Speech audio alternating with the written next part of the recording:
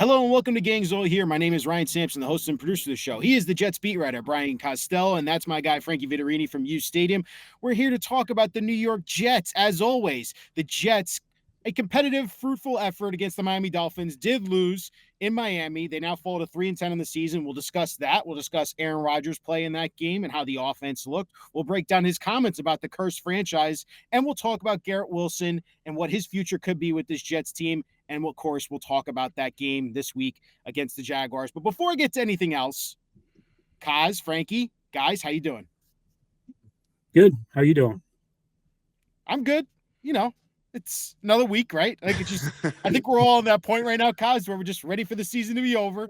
Get over with it. So, not close to being over. So no, it's not. Unfortunately, we still have 4 weeks left here.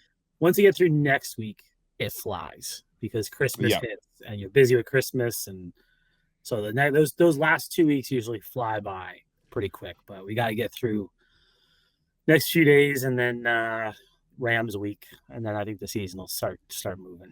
Coz, you know, this kind of reminds me of the way this schedule is built. About the year when everyone was like, Jets should tank for Trevor Lawrence, right? And we ended up with Zach Wilson. We played the Rams in a key pivotal matchup. Remember, we won that game, couldn't get that first pick, but there's just not enough juice right now because there's a lot of bad teams here in the NFL. The Jets are currently 7th, I believe, in Tankathon, even at a 3-10 record, and the Jaguars are 3-10, but there's just not a Trevor Lawrence coming out this year. It's Shador and Cam Moore, the top two quarterbacks. It just doesn't feel like the Jets are going to be in that position of we're going to take one of those quarterbacks in the top. Yeah. It was a weird report over the weekend from Rappaport. You know, who Ian does a good job. He hustles. Those guys have a ton of pressure on them to come up with splash stories every Sunday. You know, the Sunday splash. But like he said, the Jets are likely to take a quarterback in the first round. I'm not sure how we could possibly know that at this point because there's no GM, there's no head coach. I know you can go, oh well, Woody's going to take him. Woody is not going to force a new GM to take a certain player. The guy who's not going to take the job if Woody's going to do that. So. And you don't know where they're going to pick. That's the bigger piece of the puzzle for me. Is like, even if you're like, okay, we're going to we know the Jets are taking a quarterback.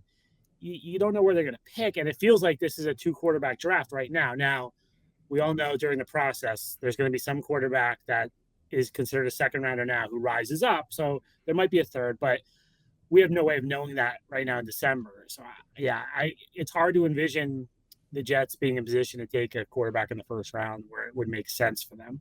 I think there's a lot of other quarterback options that make more sense. Yeah, I mean, who would the quarterback be too? Like, to your point, would it be Milroe? Would it be, Drew Aller? One of those guys is going to kill it in the draft process. And all of a sudden, we're going to get to the combine. It's going to be like, whoa, where it is. This guy's rising up the boards. And then, it happens every year. Like, last year, I don't think your guy Bo Nix, Frankie, I don't think he was considered a lock for the first round at this time, or probably. He wasn't. No, he wasn't. Yeah, I'm not even sure JJ McCarthy was considered a lock at this time last year. So guys rise up the boards. We see that every year. Somebody will kill it in the draft process and be, the quarterbacks are at that position. Quarterbacks always swoop in at the end. Coz, do you think there's any shot that Jets could trade up for either Shador or Cam Ward? Shador's not realistic in my opinion, but Cam Ward, if he drops maybe to 3 or 4 and we're sitting at like 6, do you think there's a possibility there? I don't think so because I think the Giants and Raiders are locks to take quarterbacks, right? So, and I think they're locks to be 1 and 2 in some order at this point. I don't think either one of them are going to be, who's their starting quarterback. Desmond Ritter's probably starting Monday. I'm not sure if Aiden O'Donnell's been ruled out or O'Connell's been ruled out yet, and then Tommy Cutlets is starting for the Giants. The prospects aren't good for the Giants and Raiders to leave those 2 spots. I think at some point they're not going to want to. I think the ownership's going to say, all right, like just go with it. So, I can't, like, if the Patriots somehow ended up with one of the first 2 picks, it's like, all right, maybe they're going to trade out of it. They probably wouldn't trade with the Jets, but they look like they have a quarterback. I just don't see the scenario where there's one of those teams is looking to move at this point. Yeah, it's not shaping up to be a very strong quarterback class, but like Coz said, the Jets don't have a ton of ammo. The Jets don't have a boatload of picks to trade at this point. I don't know if you're a new GM, if you want to start trading the 2026 first round pick I guess if he loves a quarterback, but like that starts to get risky if you're just taking over a team. No, it does. And it brings up the conversation about Aaron Rodgers because, listen, he still has, you could still keep him next year if you want. And there's been that back and forth conversation. We've asked you a bunch of times. Yeah. And you said, don't fall for the fool's gold, Ryan. This is the last stretch of the season. I'm not falling for it because I still have my belief. But does last week's performance where he finally threw for over 300 yards, guys, it's like you guys were predicting it all was going to happen. He threw for over 300 yards. He looked really good. He was mobile. He's been, you have said, Coz, multiple times now, he looks healthy. He says he's healthy. He feels healthy now. And he looked it.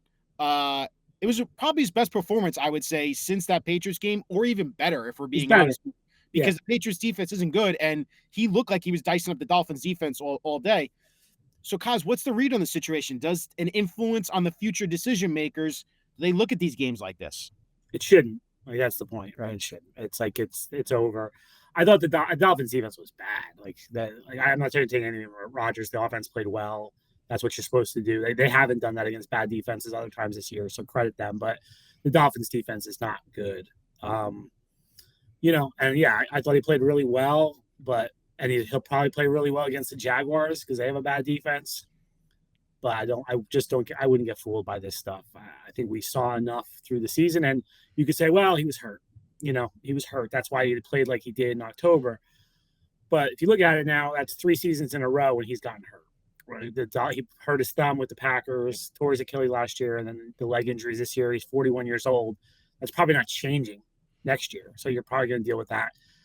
The big thing to me, Ryan, is that, you can take your medicine next year, $49 million dead cap versus $63 million in 2026. And then you're in 2026, you're in year 2 of your program build where you're going to that year, you might want to spend more money. I'm not sure they're going to spend a ton of money this year. So I would just start anew next year. Right. And we could get into the Garrett Wilson part of this, but you have guys that are going to be coming up for contracts here that you need that money for. And to your point where you're saying, take that medicine. If the Jets cut him before June 1st, it's a $49 million cap hit, correct? But they'll most likely do as a post-June 1st cut because it'll spread it out from 2 different years of that cap hit. But it goes to 14 and 35. I don't know if it's most likely, though, Ryan. I think they might just take all of it. Like the Denver Broncos did with Russell Wilson. You just eat it up for 1 year. You're kicking $35 million into 2026. I think if you're coming in, I think you're thinking, okay, the first year's kind of laying the groundwork. The second year, you're really starting to add pieces. Well, the reason, again, is why we're asking you this question with Rodgers, and the money does play a serious factor in this, is, look, the quarterback options out there are not great. Like, if you look at the free agent market, it's not going to be great this year. I know you wrote your column on Post Sports Plus this week about what are the Jets' quarterback options. It's not promising in the free agent spot, and the draft is not a strong quarterback draft class from all accounts right now. Yeah. So the Jets have only Tyrod Taylor and Jordan Travis if they do decide to go away from Aaron Rodgers. So the what if scenarios play in your head.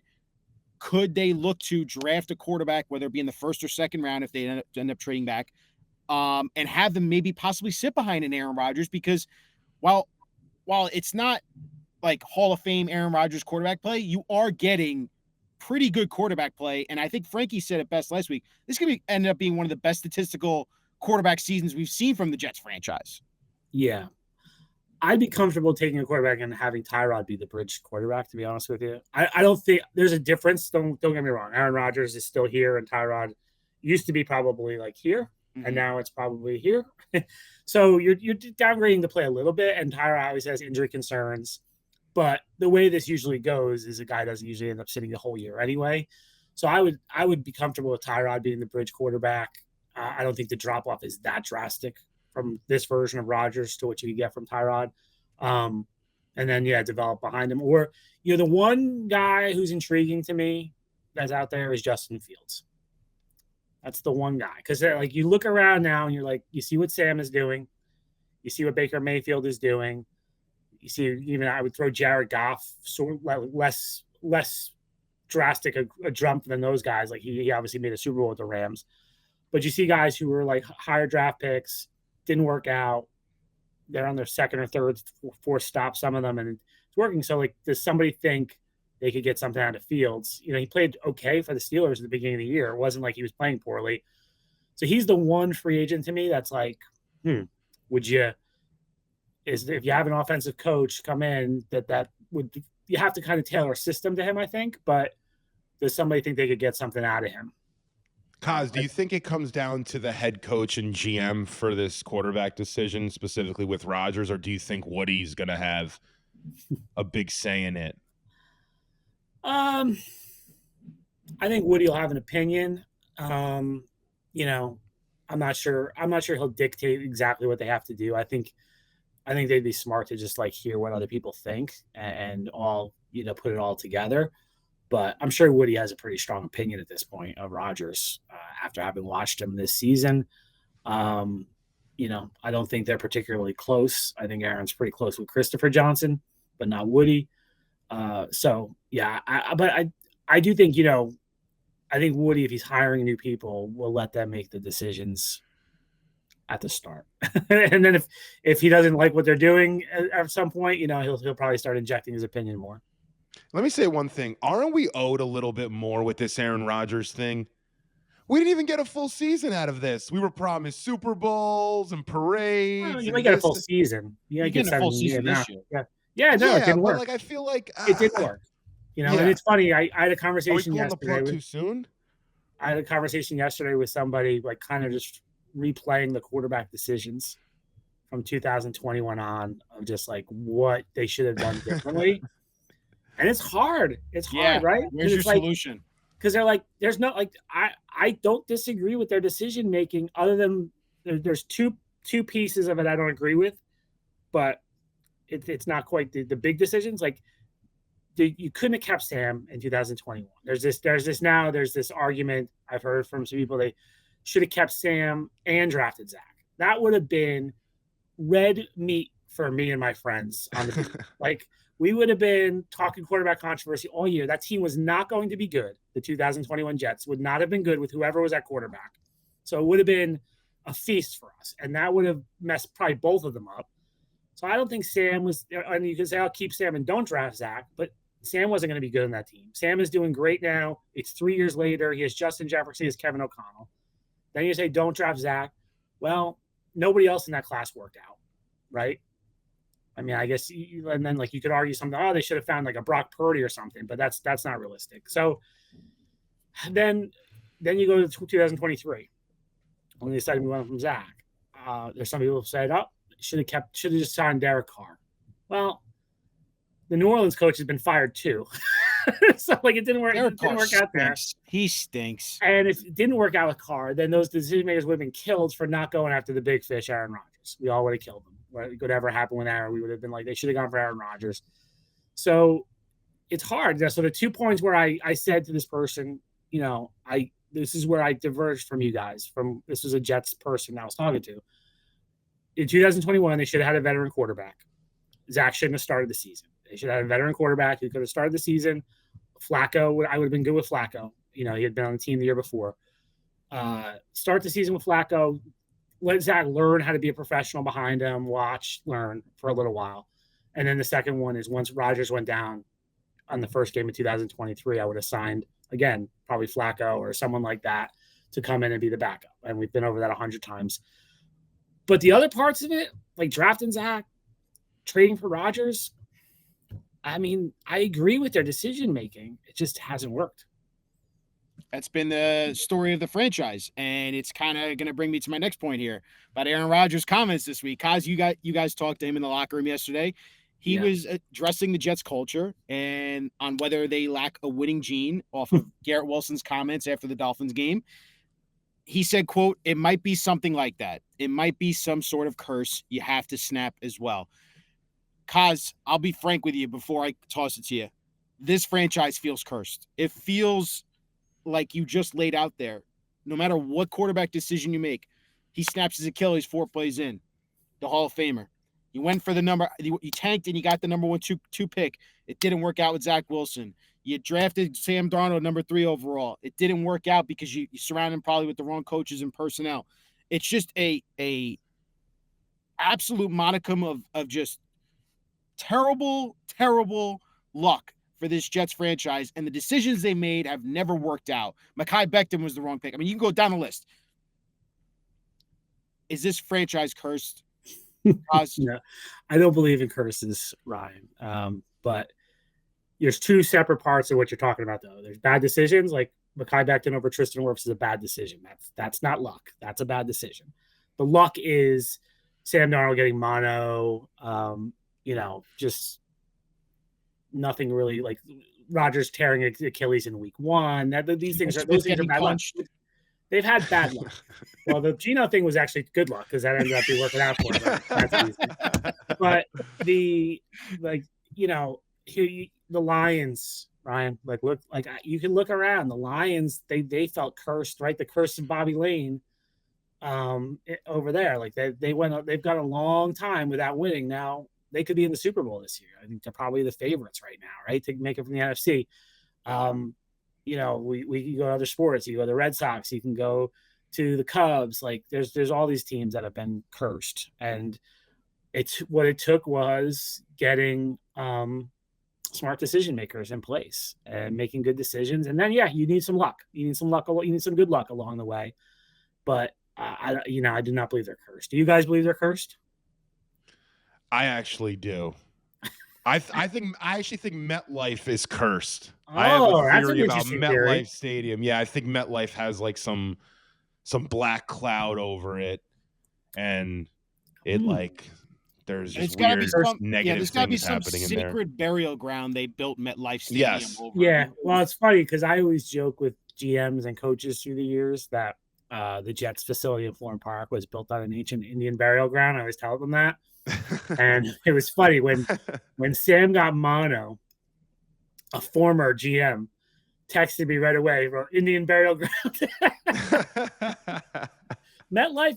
The Giants though won the Super Bowl after they moved to MetLife, so yeah, they did. They did win a playoff game there. The only playoff game that's been played in the building. I mean, how incredible is that? You have two teams.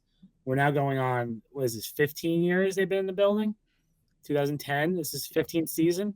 And they've been one freaking playoff game in that building.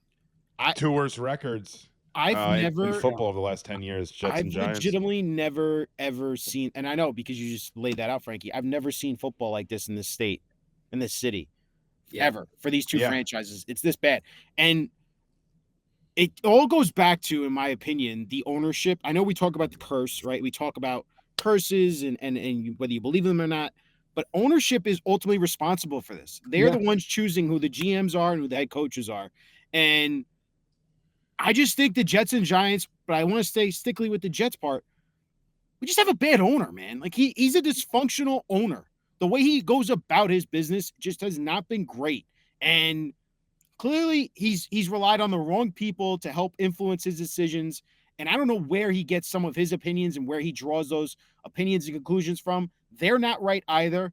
And it's just, it's so frustrating, Coz, because every single week, Frankie and I watch, and I know you watch too. It's like, we're watching a different sport when the Jets play. Like we're not even watching football.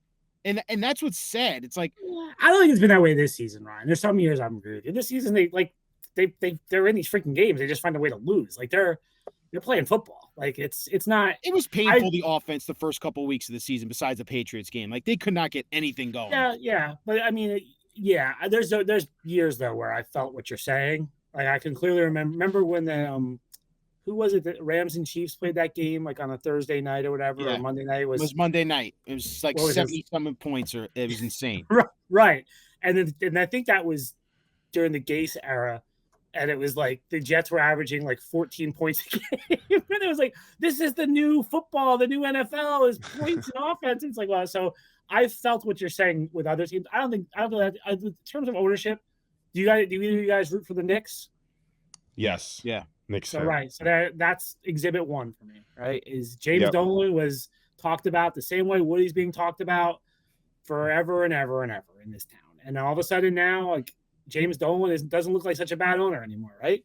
Because he hired Leon Rose. And I did something a few weeks ago on this, and I was talking to people about, like, how did he come to that? Like, and they're like, it was dumb luck, basically dumb luck that he landed on Leon Rose. So you need to find that guy. You need to find your Leon Rose, and all of a sudden the owner will look a lot smarter.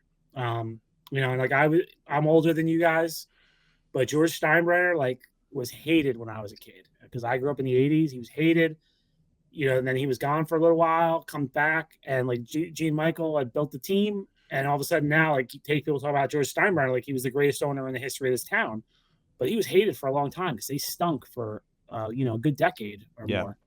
So he just you got to find that guy, and I think it's fair. The criticism, Woody, is fair. I'm not going to tell you guys are wrong or anything, but I do think it's not a death sentence. I think there's he can hire the right guy at some point. He's got to get it right at some point. It's just statistically impossible to keep hiring the wrong guy. And look, I don't want to put Joe Douglas in the same category as some of the other hires because I think Joe did a pretty good job here.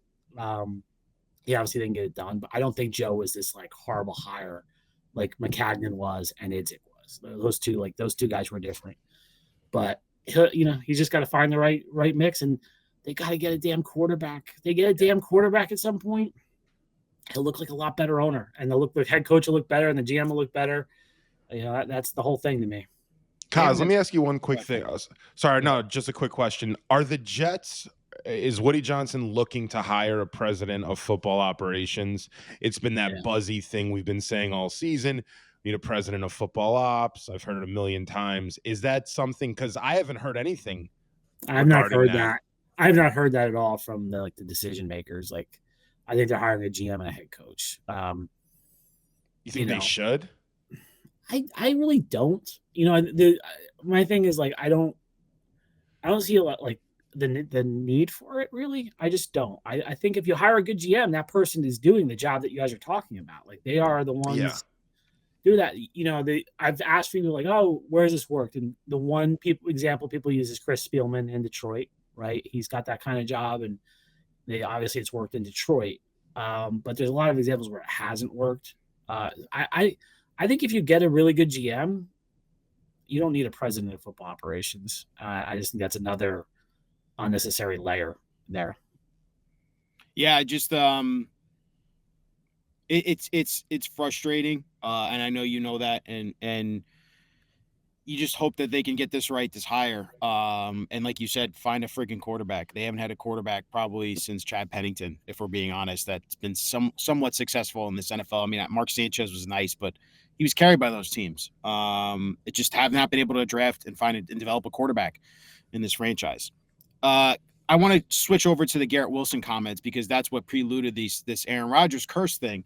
And he talked about the losing gene that this team just has, and they just can't get out of their own way when they find ways to lose these games. Coz, I'm hearing rumblings. I don't think they're true. I hope they're not, but Garrett could be asking for a trade after the season. I would not, and this is my hot take, I would never trade Garrett Wilson. I would extend him this offseason. That guy is an incredible character, it seems like, and a good person you'd want in your locker room. And not to mention, he just is so freaking good on the field. The fact that he's been able to put together back-to-back 1,000-yard seasons with absolutely hard quarterback play speaks to the volume of the type of player he is and why you don't trade away players like that. Yeah, I wouldn't trade him. I mean, look, is he going to ask for a trade? I don't know. I mean, I talked to Garrett the day before Thanksgiving. I grabbed him by my side, and Garrett said to me he wants to be here.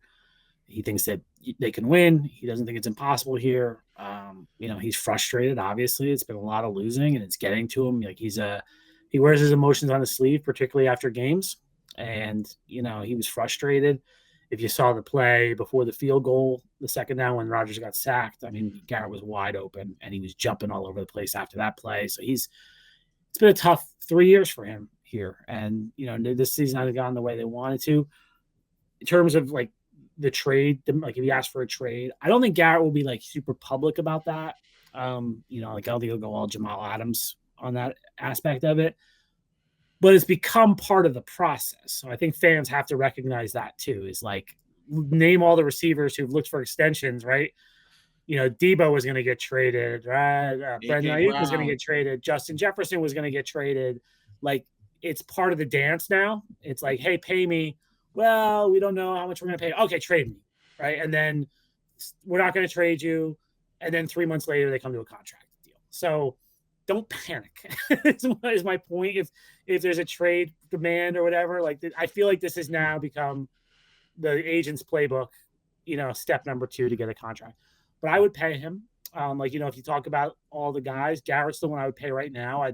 I'd push Sauce off for a year. And Breece is a different decision as a running back. I think you got to make that decision, how much you value the position, all that. But I would pay Garrett because the price of receivers is only going up too. So it's not like, delaying it a year will help.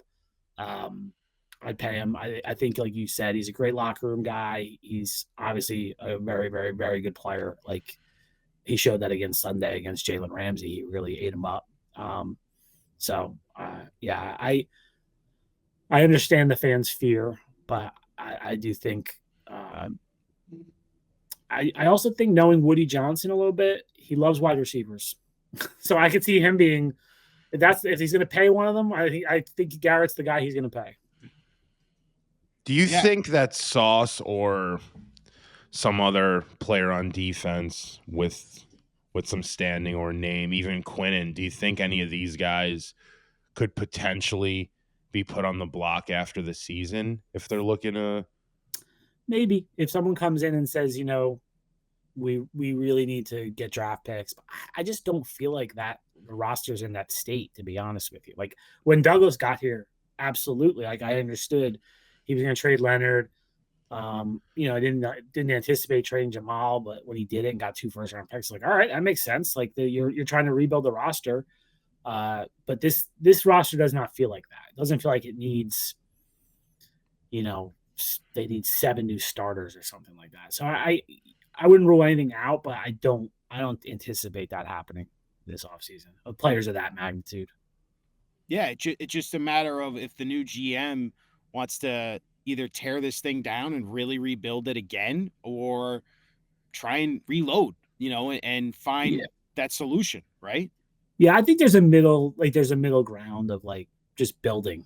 We always like rebuilding. Like I think there needs to be some building done on this roster for sure. Like I don't know if they're going to win next year, but I don't think it's a complete rebuild. Like it's not even close to like what Douglas took on, or even back Idzik time. Like it's not close to that. In my Coz, you think they might just end up retooling, as they say, and try to make, let's say, the playoffs next year or in 2 years? I mean, they're going to sell us that for sure. I mean, they're going to tell us that we're going to make the playoffs next year. But I wouldn't do like the 2015 model. Is that what you're talking about? Like, literally that. Marty. Yeah, I wouldn't do that. Like, I just think that's a quick fix type of thing. And 2015 it didn't even work in terms of getting to the playoffs. So then I felt like that set them back 2 years after, like, because they did that. So I think right now you have enough here that like they could go on a surprise run next year if things fell the right way, if the schedule helps them, if they stay healthy. Like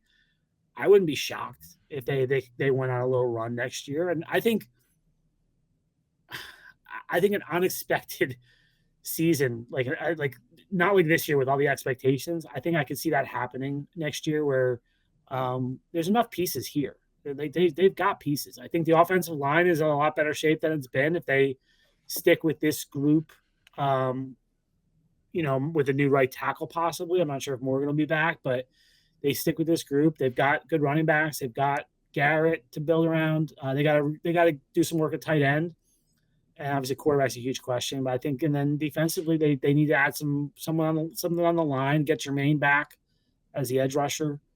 And I think you're in pretty good shape, in terms of being a playoff contender. Yeah, the question is, how bad is this coaching? Like, that's the question. Because if it's as bad as we think, and we've been saying, Raya, like the entire season, then if you get even average coaching, you may have a team that can win, right? Coz 9 or 10 games potentially. Yeah. I don't know how bad the coaching is. We're just speculating that it's bad. I don't know. Yeah, I mean that's part of it.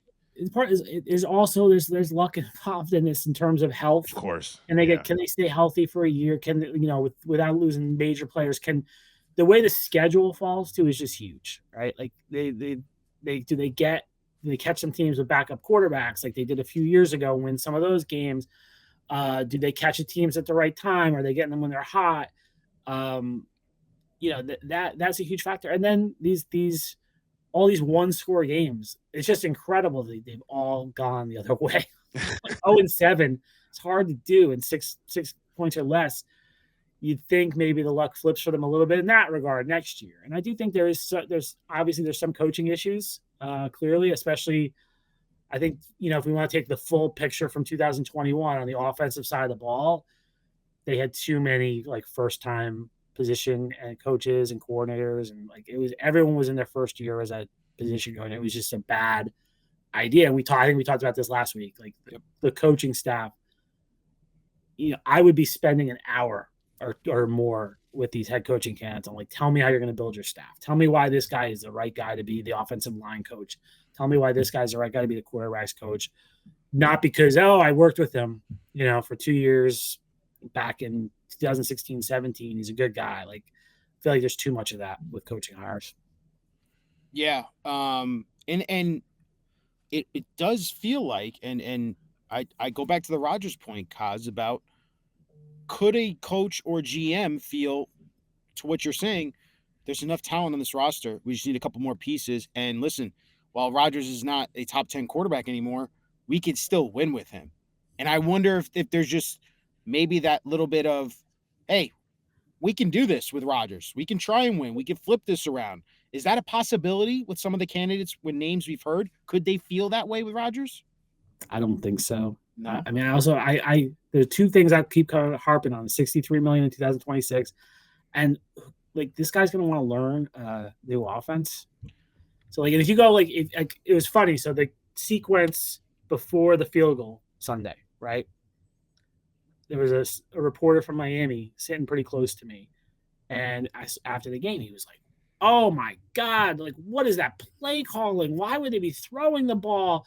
Ulbricht's an idiot. What was he, point shaving? Oh my God!" No. I go, let me give you Jets coverage 101 in 2024. The coaches aren't calling the plays. Rodgers calling those plays. So Rodgers was the one calling the passes. And why do you think they throw the ball in the red zone all the time? Rodgers is calling those plays. Rodgers changes the play. He is in control. So if you're a coach, I just don't know if you're going to sign up for that, right? I don't know. If he was winning MVP, I think you're okay, yeah, let's go. Let him call whatever he wants. Let him do that. But it hasn't worked this year. So I have a hard time thinking a coach is going to want to come in here, sign up for a year of that.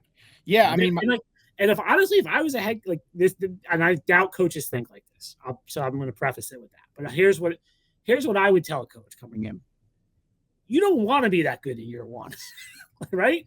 Because I've seen it enough times now. Across town is going through it with David, right? Todd Bowles went through it. Eric Mangini sort of went through it. You win that first year, and all of a sudden it's the expectations are here, and it messes up your view of the roster build. You end up keeping players that you shouldn't keep, and so I wouldn't be all gung ho on I got to win in year one if I was a coach. Woody's going to want to win. They went in this playoff drought, and like I said, I doubt any coaches actually think like this, but strategically, I'd be okay with taking my lumps in year one. Yeah, but the roster's good though. We said this. They're devoid of some talent on the defensive line and the safeties, and probably linebacker if you want to really criticize a little bit. But there's enough talent on there. I think that a good coach comes in here, they can win. I want to go 2-15, Rob. But if I can get to 9-8 with Tyrod and have a shot at the playoffs in the year, you get 9-8 with Tyrod. That's impressive as hell, man. Tyrod's good if he's healthy. He's healthy. He hasn't stayed healthy. Yeah, but that's what I'm saying. You need some health luck. You do. You need some luck in this whole thing. But I would, I'd be good with that. I think the Jets have been incredibly lucky health-wise when it came to the defensive side of the ball, which is why their defense was so good. When Jermaine went down week 2, that really killed their pass rush and this defense, it felt like. But if you look back at the previous years when they were a top 5, top 10 defense, they had a lot of luck on the health side when it came to the defensive side. Defense. On offense, they had no luck, right? All the offensive line injuries, obviously Aaron last year. But defensively, that was part of the equation this year of I think, I talked about in the offseason, I thought this defense was going to take a step back this year. And one of the reasons why is I'm like, there's no way they can stay healthy this whole year again. And they've done, outside of Jermaine, it's been relatively pretty healthy still. But Jermaine is a huge loss. Yeah, something. CJ Mosley though, we talked about him this week. Yep. CJ, yeah. I mean, Sherwood has done pretty well in his place. But I think they've missed CJ's his knowledge on the field, and like just kind of he's seen everything. That's that part of it's tougher for Jamin Sherwood, but he's played pretty well. But yeah, it's they have had good luck defensively with health. Do you guys think that Rodgers is going to play next year? Not necessarily here, just in general. I just don't see him retiring after a year like this. He may not have a choice. I think he may not have any options. Yeah, I don't know where he's going to go. I don't know. I know that's the one thing, but maybe Pittsburgh might make sense if Russ ends up having a rough month, last month of the season. Yeah. I don't know. I mean, the way it looks, they're going to run it back with Russ, I would think. I know. I would think so too. But yeah, it's hard to see it. But yeah, I mean, there could be someone. Again, there's 4 weeks left in the season. You don't know what situations are going to shake out, but it's hard to see it right now. Because is he going to want to go to a bad team? Probably not. And and be the mentor to a young quarterback, like the Raiders. I don't think. Yeah, it doesn't really make sense. That doesn't make sense. So yeah, it's going to be an interesting thing to watch. I think there might be a team though out there that's looking at the disaster that we are and say to themselves, "Well, Rodgers looked good enough to very good at times that we feel like we could bring him in and he could do what he was supposed to do there. They just don't know what they're doing." I'm just curious if that thought's out there, because I'm sure it teams, is. Yeah, would. But think I'm trying to think of a team. I'm trying to think of a team that doesn't have a quarterback. Yeah, I'm just looking like I just go like AFC East. Buffalo has a quarterback. Miami has a quarterback. New England has a quarterback. Pittsburgh is a question. Baltimore has a quarterback. Cincinnati has a quarterback. Cleveland. That doesn't really. That's another dumpster fire you're jumping into. Yeah, there's really no point there. Houston has a quarterback. Indy's interesting. That's an interesting one. Jacksonville's a rebuild. Tennessee either has a quarterback or is rebuilding. Kansas City has a quarterback. Titans might make sense for him. The Titans have some weapons, though. You know. Do they? Yeah, Ridley and Westbrook-Akines actually look pretty good this year. I like Tony Pollard. They built some pieces on that offensive line. They have an offensive-minded head coach in Callahan. Might make sense, Tennessee.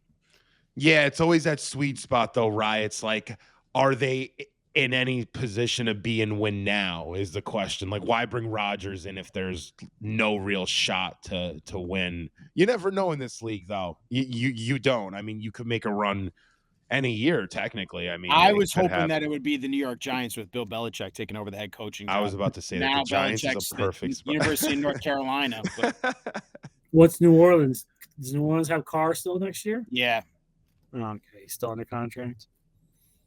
There's like three. I don't see a team where I'm like, it has to be something we don't anticipate. But look, I don't think anyone anticipated Rodgers being traded at this point, and I don't think at this point in 2022, really, I don't think Russell Wilson was on the. There's been some crazy quarterback stuff in the last 5 years, much more movement than we used to see. So who knows? This final thing on the Rodgers part, can they? I don't know how this works, guys, with contracts, but.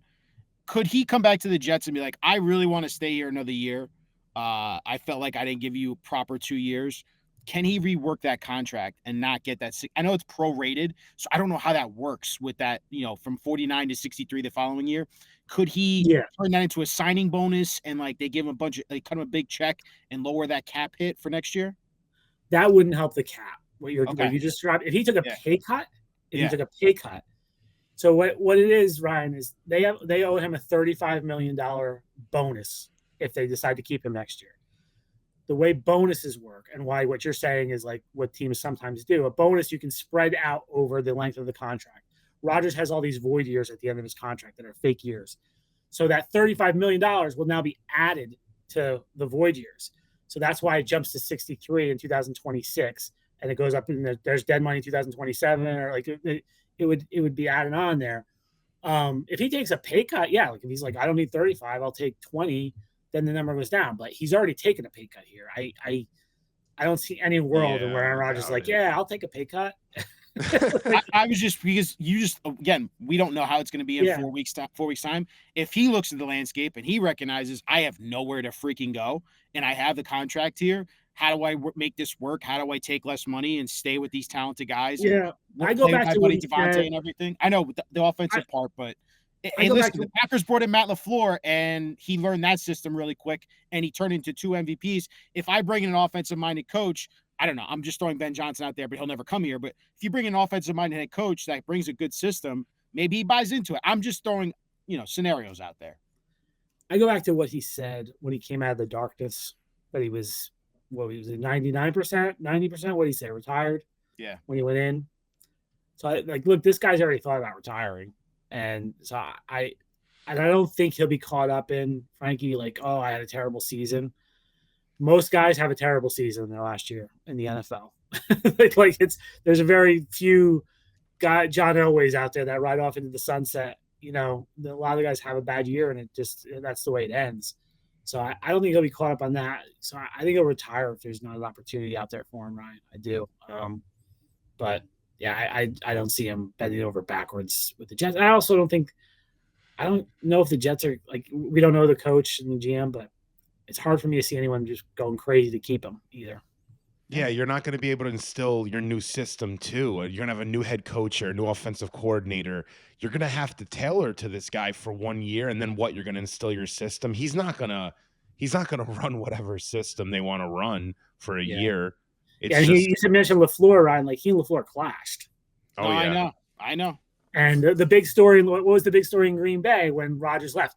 Now LaFleur can run his system with Jordan Love, right? He couldn't run the system with Aaron Rodgers. So, but it's a twofold part there where LaFleur needed Rodgers because Rodgers can execute his offense to a T, and they won a ton of games, went to NFC Championship games. Yeah. He won MVPs. It was a mutually beneficial offense for both of them. They just took a while for them to realize and recognize, oh wow, this actually works, and I think that's where I don't think either one of them would ever credit the other with what you're saying, Ryan. So, well, I know for a fact they should, and I've talked to Matt Hasselbeck about that offense, and they both know that they helped each other when it came to that. But How anyway, about Rodgers just throwing balls out of bounds because he didn't want to, on LaFleur's plays.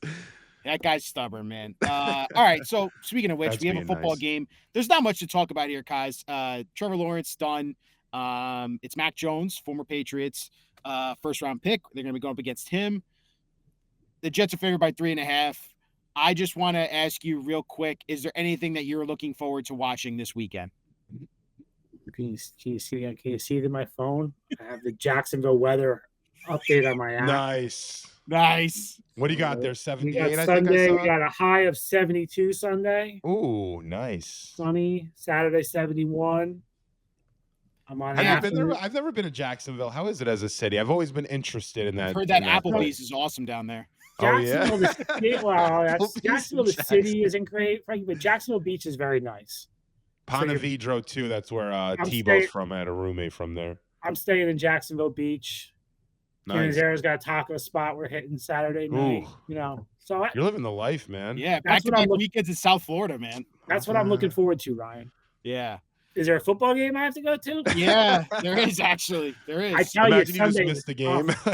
Sunday was tough. I had an oceanfront room in Fort Lauderdale that was gorgeous. Nice sliding glass door. I could hear the ocean. And I'm like, I gotta go watch this game. But actually, it was an entertaining game. It was an entertaining I love Fort Lauderdale.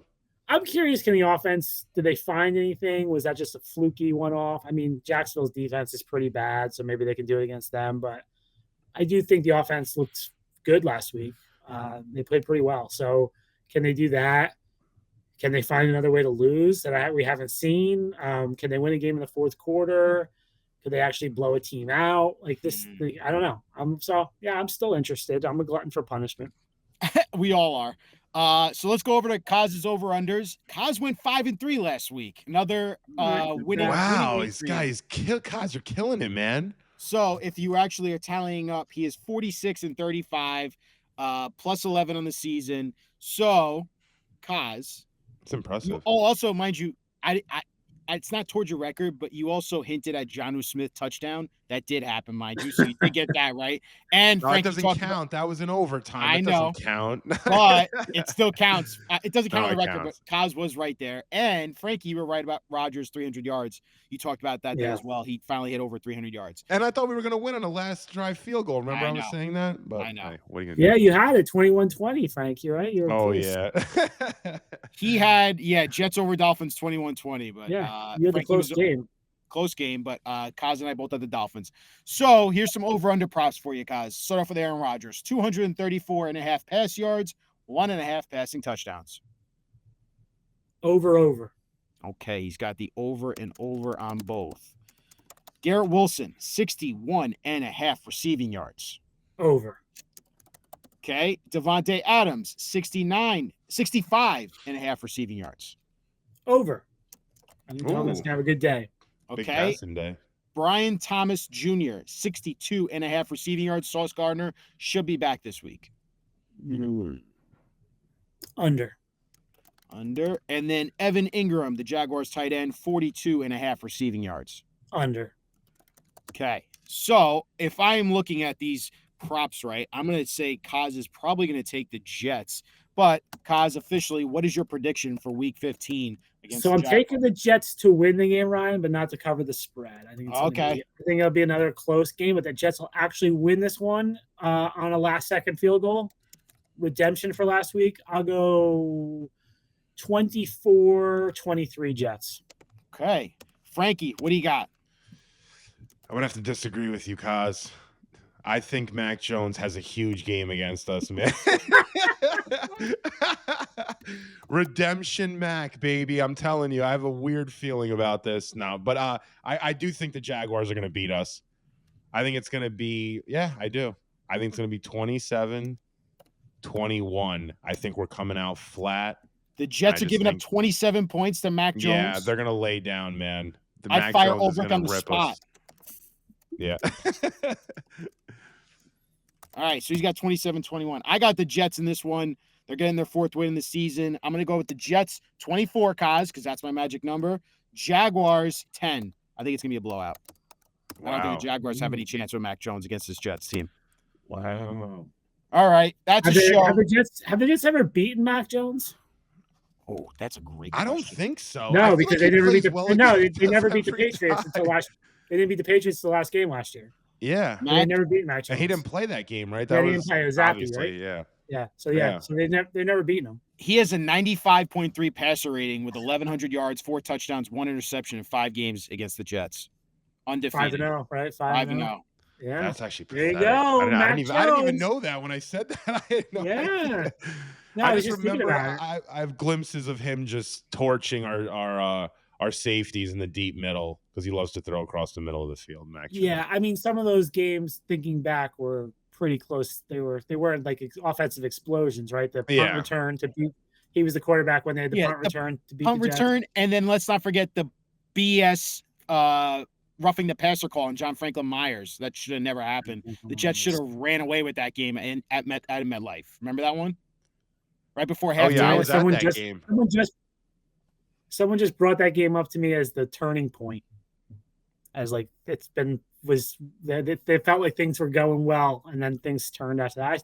They beat the Bills the week after that, so I was like, I don't completely agree. I feel like the Braxton Berrios drop is when 100% the descent really hit full steam. Yeah, I feel like it hasn't really been positive since going into that Minnesota game when they walked in with the Mighty Ducks jerseys and the Zach Wilson shirts on the plane. There was some bad mojo there. Coz, let me ask you a question, or Ryan too. I'm curious. Do you guys think? Because I'm hearing this and I'm curious what you guys think. You know, I trust your guys' opinions very highly on my list. You guys are at the top. Is tanking a thing that teams actually do or owners get involved with? Because I'm hearing the Giants are tanking and I sort of believe it, but I almost don't either. Like it's not something that you as a fan you think is real, but I feel like when there's picks at play like this and the Giants are looking at one of those top 2 picks, now they're sitting second after Vegas. Do you think it happens? I mean, the question is like, how do you affect the kicker? Like everyone's like, oh, the Giants are tanking. Did they tell the kicker, or was the kicker like supposed to kick it? Yeah, like what? Yeah, I don't think tanking is real because you lose it's a couple of things. Like the players want to win. Like if they sense you're tanking, like they're gonna hate everyone. Like you're gonna lose their trust completely.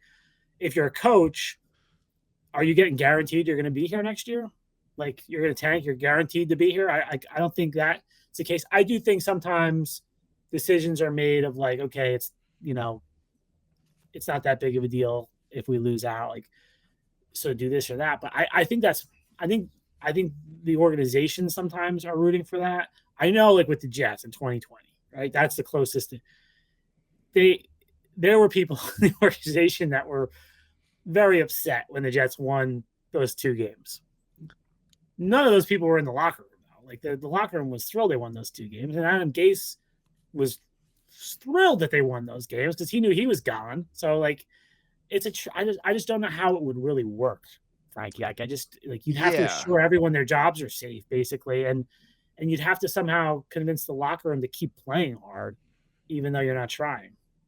Yeah, it's brought up so much online. You see it all the time. And I'm like, I'm with you for the most part. How do you tell a player to not play, they can't. 90% or 100%? Oh, play 50. I don't know. It's just an interesting conversation. I think sometimes moves like playing Tommy Cutlets when they did the Giants is sort of you're accepting the fact that this season's done and let things kind of happen, but I don't think that's tanking necessarily. I think that was because you don't know what you had with them too, and you don't want to put Daniel Jones. You don't want to put Daniel Jones out there and get hurt with the injury guarantee. Like I get that part of it. Yeah, I think there's certain moves that you can make as a franchise, like with the quarterback position, and say not signal, but kind of say like, we know this season isn't going anywhere fast. But at the end of the day, I just think there's so many jobs out there where you're not guaranteed to have that job again the following year in the NFL. And it's such a cutthroat business that if you're telling a player we're tanking, that player could end up like giving up on the season. And if he puts bad tape out there, he can end up on no teams because everyone's gonna be like, oh, look at the effort this guy's giving on this play. Like it's just players do not tank at all. Players don't tank at all. And I don't think coaches do either. But like 2017, right? The Jets that year, it was pretty clear they were going for the draft pick, right? That was when Sam was coming out and Josh Allen and Josh Rosen, where Baker ended up injecting himself into the conversation later, and nobody talked about Lamar. So, but that 2017, they stripped the roster down. Remember, they cut David Harris, they cut Decker, they cut Mangold, right? They got rid of basically all the veterans that had been there and went with Josh McCown as their starting quarterback. They expected to be terrible that year and get a good draft pick. So is that tanking? I don't know. But like, again, they ended up winning 5 games because the players played hard. Then, it's a miracle. If you look at that roster, it's a miracle they won 5 games with that roster. And they ended up having to trade up to get Sam anyway. So I think like the organizations make decisions like that. I think that to go into a season like, okay, we're just going to suck this year in order to start a rebuild next year for the quarterback. Yeah, and that goes to what I was saying. Like they can make decisions up top in roster decisions, and that kind of affects how the season's going to play out. But here's a more interest. Like this is one I was debating with somebody yesterday. What about like Malachi Corley was inactive Sunday? What the hell was that about? Very strange, right? That was weird. So, because Lazard was back. It's just his numbers. So, but like, should they be playing Allen Lazard over Malachi Corley right now? Or should they be playing Xavier Gibson over Malachi Corley? Well, Gibson's there because of the kick return. So he's there because he's returning kicks. He's on the active roster for his special teams. Lazard doesn't play special teams. Corley doesn't play special teams. It's really Lazard versus Corley. And like Ulbrich, if you ask Jeff Ulbrich, he'd say Allen Lazard is a better wide receiver on this day than Malachi Corley is. He gives a better chance to win. And he's right. But Allen Lazard probably is not going to be here next year. Malachi Corley will be. So should Malachi Corley be getting reps to get better at this point at 3-10? Yeah. He should. Let him run routes. Are you pissed off though, Ryan, if you're what? I don't care. I'm trying to pick up if you're Devontae Adams if you're Devontae Adams and you're like, well, I don't give a crap about who the Jets need at wide receiver in 2026. I want to win this game. And Alan Lazard is a good player. I played with him forever in Green Bay. This guy Corley doesn't know the playbook. He doesn't know anything. I'm making this up. I hear what you're saying. So I'm making this face because a good organization says tough noogies. I'm a head coach and I'm a GM. I say what goes. I don't care what you think. But they don't even have a head coach and a GM right now. And that's the problem. That's what we've been saying from the start of this year. It's just total batshit crazy right now. What's going on with this Jets franchise? Doesn't it seem like the team goes out there with no coach? Like, I feel like Olu's just out there, like, do this, like, block the DM. Right. I'm not sure if there's anyone right now who gives a crap about next year that's on the coaching staff in the front office. It's a weird situation. It really is. It really is. And, Coz, with Corley, though, can't they put him in a package, though? I get he's not going to take Lazard's snaps per se, because Lazard is that prototypical receiver, but I mean, I do think so. I think it's a matter of the numbers game with the active spots. I'm interested now with Herb Charles being on IR. Does that clear a roster spot where he could be active now, Corley? Like, technically Herb's a receiver, so this opens a receiver spot unless there's some special teams ace that they need. I can't think of anyone, though, that they need to elevate from or they need to sign to the roster and have play Sunday. So I think Corley and Lazard both could be active this week, down with Herb Charles out of the equation. But I just think it was a numbers game, Frankie. Like, they're not going to take that many receivers on game day. Just let Corley play, man. Let him get some reps. Try and figure this thing out. You got 4 games here. That's the point of the season you're at, in my opinion, where give guys chances to play and try and learn how to be in the NFL. Isaiah Davis has looked really good. I was going to ask you about him next. How about him? He looks legit out there. Like, third down back. Like, he was catching the ball. Like, he looks good. Looks good. Yeah, I mean, some pass protection issues I've seen. He gave up the sack against Seattle, but he looked good, and they got to figure out a way. Even if Brees sounds like Brees could come back at some point. If he's back in the next few weeks, like, figure out a way to get all 3 of them on the field. It's maybe lower Brees's snap count with the knee, so he doesn't give him a little rest. But Isaiah Davis has looked good, so I think they've got a nice running back room going into next year. I feel like Brees has been a little banged up all year. I said it after that Jamal Adams hit. Actually, we played, what was it, Tennessee? I thought he's been a little bit hampered all year. To be honest, he looks like he's a bit hobbled. I'm curious. They're saying, I don't believe this, but people are saying they might consider shutting him down. I don't see that happening. I know that those reports were coming out. Yeah, I don't think that's happening. Yeah, I don't either. I don't see why. I don't think you have to. Just let him try to come back if he wants to try to come back. It's not like it's going to make anything worse. If he's comes back. So I think you'll probably see him at some point. I saw him Friday. They were inside and he was doing cuts and stuff. He was moving pretty well. But obviously I don't know what his pain level is, but he was running. Like, he was doing cuts and he had the ball in his hand. Like, he was on the side doing stuff. But watching him and then watching Sauce looked like he was moving worse to me than Brees last Friday. Interesting. So I think it's just probably a pain level thing with him right now. Yeah, it's the thing is I always look at, like, you should always have a multitude of running backs. The fact that Davis looks so good, Braylon's had some moments, and we know what Brees can do. There's no excuse you can't have these 3 guys next year just be an absolute really good running back room. Look at what the Lions doing with Montgomery and Gibbs. You can have multiple running backs and be effective as an offense and be explosive. You know what I want to see maybe this week? Or like, can they give Braylon Allen a game where they just give him the damn ball? Like, I was about to say that multiple times in a row. Let him like build up a rhythm. Like, he clearly needs, like most running backs need some carries to get going. Like, but did he get the ball twice in a row once Sunday? Like, I can't remember them running the ball to him twice. Like, it was weird. Like, and I'm praising Isaiah Davis, but like they basically split the carries evenly, which I'd like to. Can you give Braylon out a game and like, let's see, and be like, tell Aaron Rodgers, like, hey, we're running the ball today. We want to see what we got in this kid, and just give him a game where he can build up some rhythm and some steam. And I just like to see that or maybe this week or down the stretch at some point. Yeah, he's been struggling the last couple months. Actually, I'm looking at his yards per carry.